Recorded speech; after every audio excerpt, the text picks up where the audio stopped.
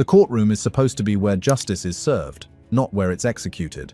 But for these gang leaders, it became their final destination. These are criminals who walked into court expecting a trial and walked out in a body bag. These are gang leaders instantly killed in court. Case 1. Ganamula Sanjiwa. This is Sanjeev Kumara Samaratne, better known as Ganamula Sanjiwa, a notorious drug trafficking leader who controlled one of Sri Lanka's most violent criminal organizations. Sanjiwa, 34, was facing 19 separate murder cases and numerous charges related to drug trafficking, extortion, and organized crime. The most serious of these crimes involved running a sophisticated drug network that operated throughout Sri Lanka and extended to international territories. In addition to these charges, Sanjiwa had built a reputation for extreme violence against rivals and witnesses, with intelligence agencies receiving credible threats that organized crime figures wanted him eliminated. These crimes occurred over more than a decade, with Sanjiwa maintaining a powerful position in Sri Lanka's criminal underworld. The legal proceedings against Sanjiwa began after his arrest in September 2023 at Bandaranaike International Airport.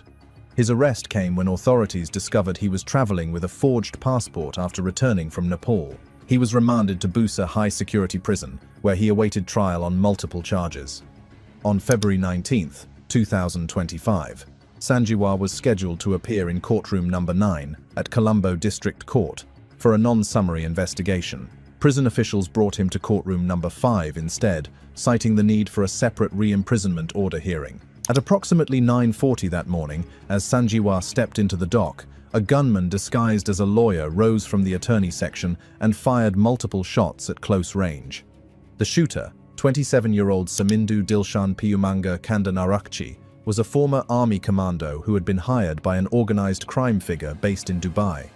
His 25-year-old accomplice, Ishara Sowandi Weerasinghe, had smuggled the revolver into the courthouse inside a hollowed-out copy of the Code of Criminal Procedure. The assassination had been planned in detail, with the attackers conducting a dry run days before the shooting.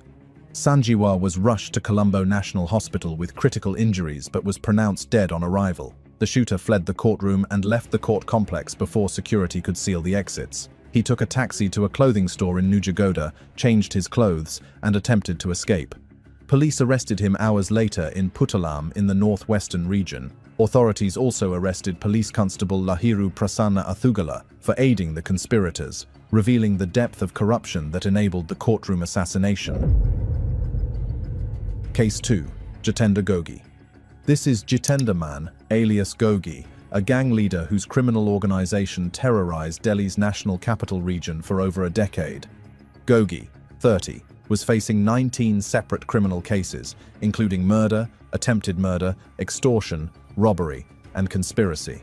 The most serious of these crimes occurred over several years, as his organization engaged in a violent gang war with the rival Tilu Tajpuria faction. This conflict began with a 2010 Delhi University student election dispute, but escalated into a full-scale war that left numerous bodies across Delhi. In addition to these charges, Gogi was suspected in the 2017 murder of Haryanvi singer Harshita Dahiya and the 2020 killing of Pawan Thakur, who was shot 48 times. These crimes occurred while Gogi maintained a powerful position in Delhi's organized crime network, with authorities offering a reward of 6.5 lakh rupees for his capture. The legal proceedings against Gogi were ongoing when he was brought to Rohini Court Complex on September 24, 2021. He had been in custody since his March 2020 arrest after a 4-year manhunt. Prosecutors were building cases against him for multiple murders and violent crimes committed by his organization.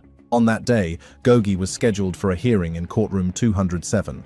He was brought under heavy security escort, including commandos from the counterintelligence team of the special cell, because his associate had previously escaped from custody at a different court. At approximately 11:45, within 5 minutes of Gogi entering the courtroom, 2 men dressed as lawyers opened fire. The assassins, identified as Rohit and Jaga, were members of the rival Tilu Tajpuria gang. They had disguised themselves in complete lawyer attire, including collar bands, black blazers, and trousers, to gain access to the courtroom. At least 10 gunshots rang out as the attackers fired at Gogi at close range. The counterintelligence team members immediately returned fire in what witnesses described as controlled and calibrated counterfire. All three men, Gogi and both attackers, were declared brought dead at the hospital. A young female law intern sustained bullet injuries during the crossfire.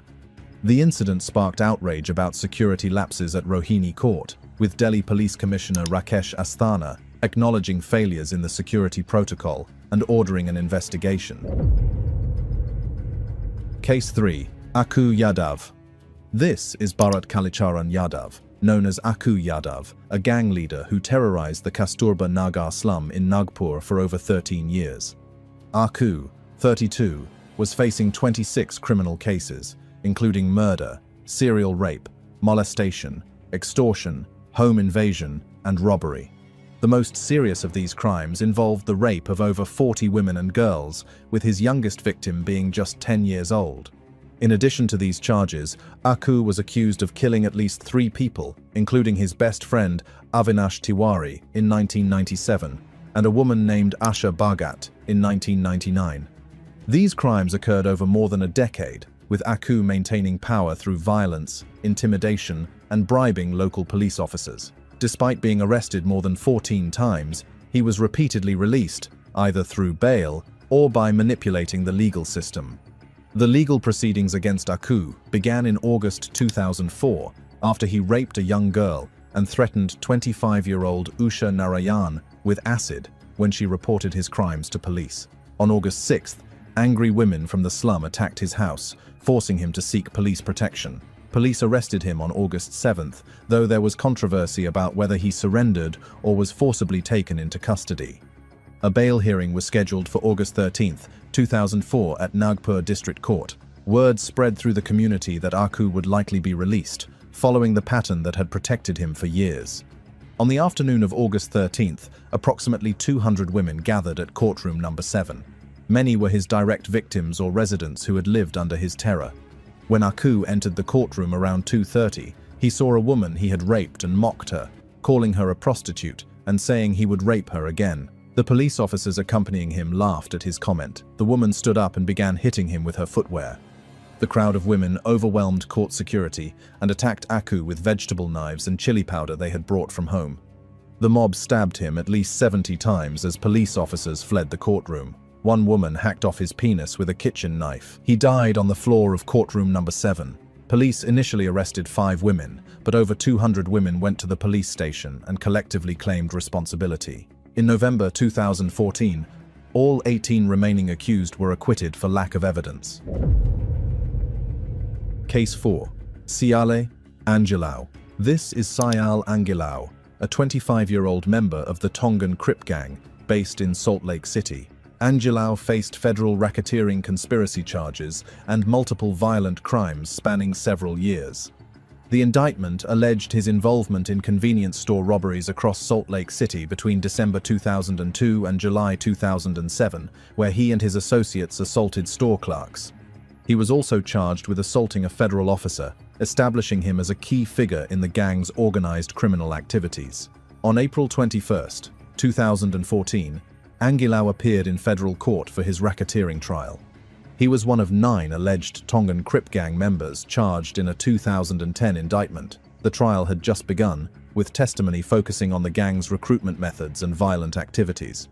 Viola Mataele-Tenifa, a former gang member testifying for the prosecution, described how boys as young as 9 were recruited and forced to commit beer thefts, robberies, and shootings against rival gang members. Tenifa had been on the stand for approximately 22.5 minutes when the violence erupted. Angilau had convinced Judge Tenor Campbell to leave him unshackled, arguing that restraints would prejudice the jury. The judge agreed because the new federal courthouse lacked table drapes to hide shackles. Some U.S. Marshals were unaware of this arrangement due to poor communication. As Tenifa testified, Angilau suddenly stood up, grabbed a pen from the defense table, and charged across the courtroom. Someone shouted warnings, but before anyone could react, Angilau sprinted toward the witness stand and leaped headfirst with his right arm raised to strike. Tenifa, who was shackled, backed away as Angilau vaulted over the witness stand with the pen in hand. At that exact moment, a U.S. Marshal fired 4 shots at close range. The bullets struck Angilau in the chest. He collapsed in the witness box. The entire attack took approximately 5 seconds. Angilau was rushed to a hospital but died hours later. Judge Campbell declared a mistrial, noting the jury was visibly shaken. The FBI investigated and concluded in July 2014 that the 4 shots were justified, finding the use of force was within agency policy. Video of the incident was released in March 2018 after a lengthy court battle. A federal judge granted summary judgment to the defendants and dismissed excessive force claims brought by Angilau's family. Case 5. Atiq Ahmed and Ashraf Ahmed. These are Atiq Ahmed and his brother Khalid Azim, known as Ashraf. Atiq Ahmed was born in 1962 to a poor family in Allahabad, where his father drove a horse cart. He entered crime by stealing coal from trains, later escalating to threatening contractors for government tenders. His first criminal record came in 1979 for murder in Prayagraj. He became the first person booked under the Gunda Act in Uttar Pradesh. After the 1990 encounter killing of his competitor Shaukat Ilahi, Ahmed became extremely powerful in Allahabad's underworld. He built a criminal empire through extortion, kidnapping, and murder, while simultaneously pursuing politics. He entered politics in 1989, winning Allahabad West as an independent candidate, later joining the Samajwadi Party. In 2004, he was elected to parliament from Fulpa. By March 2023, authorities had seized properties worth 11,684 crore rupees belonging to Ahmed and his family. He faced more than 160 criminal cases, including the 2005 murder of political rival Raju Pal. He was convicted in 2019 for kidnapping a witness and remained in jail. His brother Ashraf was also an ex-legislator with deep ties to organized crime. In early 2023, Ahmed was held at Sabarmati Central Jail in Gujarat. On March 26th, Uttar Pradesh police brought him to Prayagraj for a hearing in the Umesh Pal murder case. Umesh Pal, a key witness in the Raju Pal case, had been shot dead with his 2 police guards on February 24th. Ahmed filed a Supreme Court petition expressing fear he might be killed in a fake encounter. The court dismissed his plea, stating the state machinery would take care of him. Ashraf told reporters a senior officer had threatened to kill him within 2 weeks. On April 15, 2023, Ahmed and Ashraf were escorted by police for a court-mandated medical checkup. Outside Motilal Nehru Divisional Hospital, journalists stopped them. Ahmed was asked about missing his son's funeral and replied, "They didn't take him." Before Ashraf could complete his statement, 3 men posing as media personnel opened fire at point-blank range. A pistol was fired directly at Ahmed's head. Both brothers were handcuffed. The attack was captured on live television. Ahmed died instantly. Ashraf was also killed. The 3 perpetrators, identified as Arun Maurya, Sunny Singh, and Lovalesh Tiwari, chanted Jai Shri Ram while surrendering. All 3 were arrested and sent to 14-day judicial custody. A 3-member judicial inquiry was formed. The killings sparked outrage. Critics pointed to over 180 people killed in so-called police encounters in Uttar Pradesh in recent years. Chief Minister Yogi Adityanath ordered a high-level probe, and Section 144 was imposed across multiple districts. Case 6. Sanjeev Maheshwari Jiva. This is Sanjeev Maheshwari, known throughout Uttar Pradesh by his alias Jiva. Maheshwari had been involved in serious organized crime since 1995, leading an interstate gang facing charges in multiple cases spanning murder, extortion, robbery, dacoity, kidnapping, and racketeering. His criminal activities stretched across state lines, with his name linked to kidnapping a businessman's son in Kolkata, where a ransom of 2 crore rupees was demanded. He was closely associated with mafia dons Mukhtar Ansari and Prem Prakash Singh, also known as Munna Bajrangi. The most serious charges involved the assassinations of legislators Krishnanand Rai and former Minister Brahmadutt Dwivedi. Krishnanand Rai, a Bharatiya Janata Party legislator, was murdered in circumstances pointing to organized crime. Brahmadutt Dwivedi, a former Uttar Pradesh cabinet minister and senior BJP leader, was shot dead in Farrukhabad district in February 1997. By 2023, Maheshwari faced 24 criminal cases and was serving a life sentence in Lucknow jail. His name spelled terror among businessmen, company owners, contractors, and government officials. After the 2018 jail murder of Munna Bajrangi, Maheshwari claimed his life was under threat. In 2021, his wife Payal wrote to the Chief Justice of India, stating her husband's life was in danger. On June 7, 2023, Maheshwari was brought from Lucknow jail to civil court for a hearing in a 2015 case involving murder, attempted murder, and violations of the Scheduled Castes and Scheduled Tribes Act. Around 3:50 in the afternoon, as Maheshwari was escorted to the courtroom, an assailant dressed as a lawyer approached. Eyewitnesses saw the man pull out a firearm near the courtroom door and open fire at close range. 8 bullets were fired. 6 struck Maheshwari's chest. 2 hit his hand. The shooting occurred in rapid succession, with blood splattered across the area. In the crossfire, an 18-month-old girl named Laxmi was seriously injured and admitted to intensive care. A constable named Lal Muhammad also sustained injuries. Maheshwari collapsed immediately. The post-mortem revealed 16 bullet entry and exit points in his body. Police apprehended the assailant, identified as Vijay Yadav from Jaunpur district. The incident triggered massive protests from lawyers who questioned security arrangements and alleged police failure. Senior police officers rushed to the scene with provincial armed constabulary personnel and approximately 100 officers. Case 7. Munna Bajrangi. This is Prem Prakash Singh, known throughout Uttar Pradesh by his feared alias, Munna Bajrangi. Bajrangi, 51, was facing more than 24 separate criminal cases, spanning murder, attempted murder, extortion, and organized crime activities that stretched across multiple Indian states. The most serious charges involved the brutal assassination of Bharatiya Janata Party legislator Krishnanand Rai in November 2005, when Bajrangi and his associates fired over 400 bullets from 6 AK-47 rifles, killing Rai and 6 others traveling in 2 vehicles. In addition to these charges, Bajrangi was a key member of the notorious Mukhtar Ansari gang, operating in the districts of Bhadohi, Mao, Ghazipur, Varanasi, and Jaunpur. These crimes occurred over 2 decades, with Bajrangi maintaining a powerful position in Uttar Pradesh's criminal underworld and even attempting political office while imprisoned. The legal proceedings against Bajrangi had been ongoing since his arrest in 2009 in Mumbai, where he had been living under his real name with his wife and 3 children since 2003. He was convicted in the Krishnanand Rai murder case and remained in custody, serving a life sentence. By 2018, authorities were building additional cases against him for extortion and other violent crimes. On the 8th of July, 2018, late in the evening, around 9:30, prison officials transferred Bajrangi from Jhansi jail to Bagpat district jail in preparation for a court appearance scheduled for the following morning. The transfer itself raised suspicions, as it occurred on a Sunday evening when such movements were unusual. Just a week before his death, Bajrangi's wife, Seema Singh, had held a press conference warning that her husband's life was in danger, predicting he would be killed.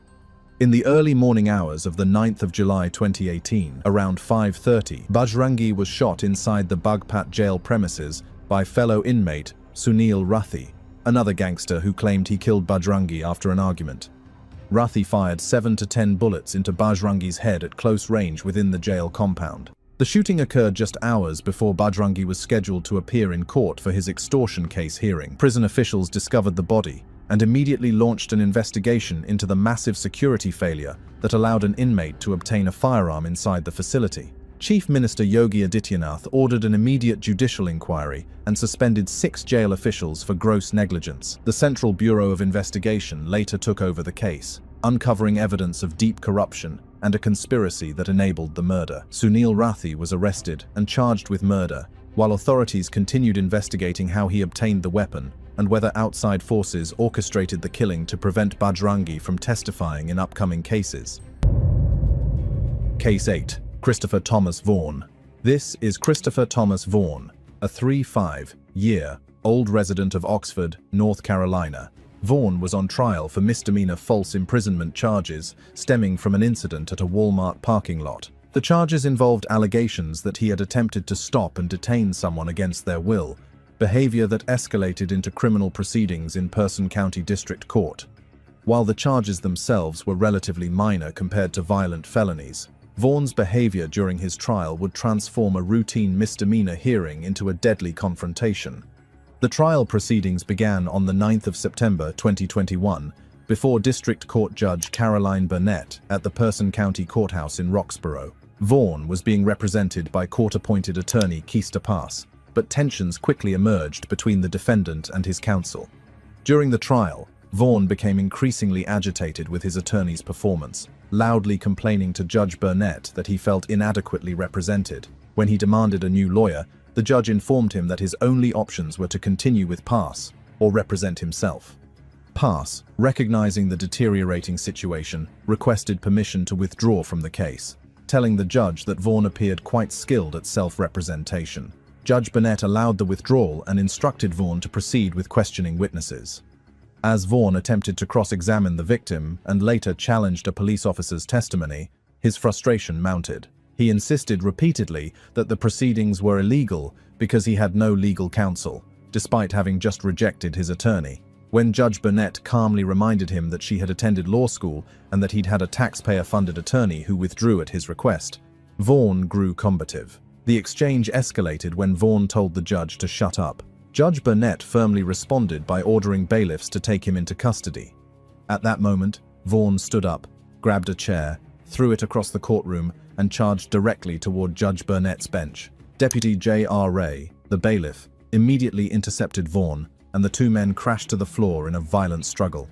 As they wrestled on the ground, Ray began screaming that Vaughn had grabbed his service weapon. Roxborough police officer Trey Wright, who had been testifying as a witness, rushed down and saw Vaughn in possession of the bailiff's gun.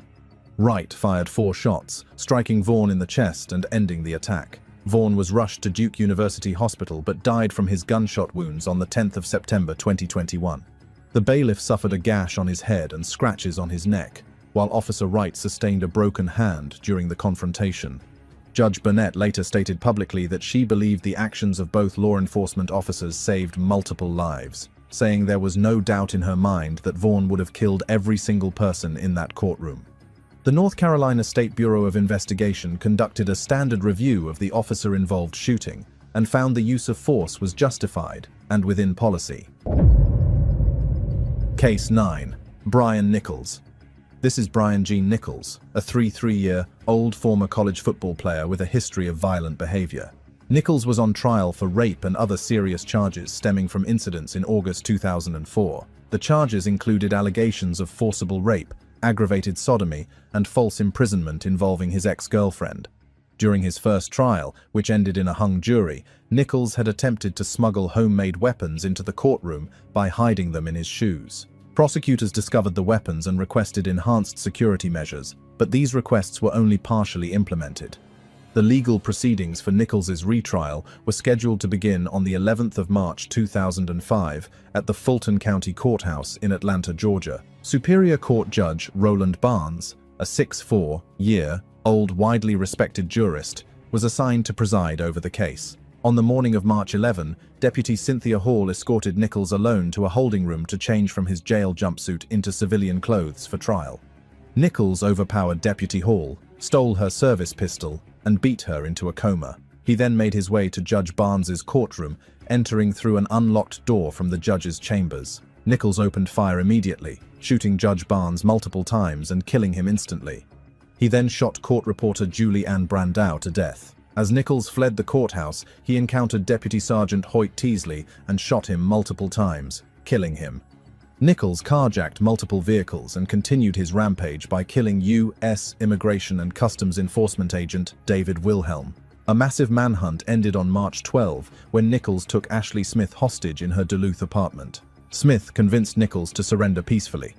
Prosecutors charged Nichols with 54 counts, including 4 counts of felony murder. Nichols pleaded not guilty by reason of insanity, claiming he was gripped by a delusional compulsion.